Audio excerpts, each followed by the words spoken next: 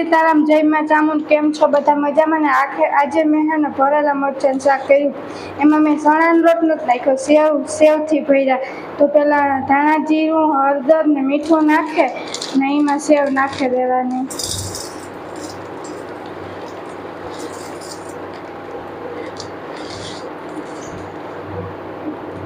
પછી એમાં થોડુંક તેલ નાખે ને મિક્સ કરી લેવાનું।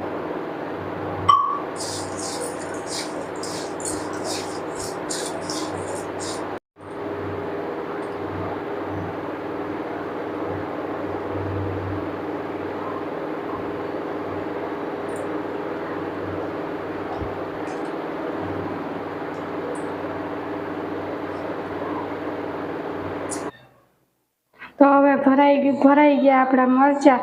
તો હવે તેલ મૂકીને એમાં રાઈ જીરાનો વઘાર કરી નાખવાનો,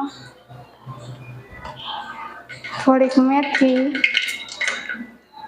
થોડીક વઘારણી નાખી દેવાની।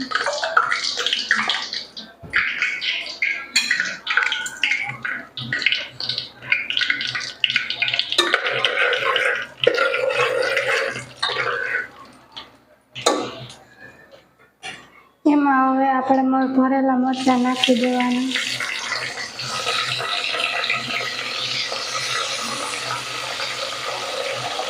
ચડી જાય એ માટે થોડુંક પાણી નાખી દેવાનું, નીચે દાગ ન બેસે।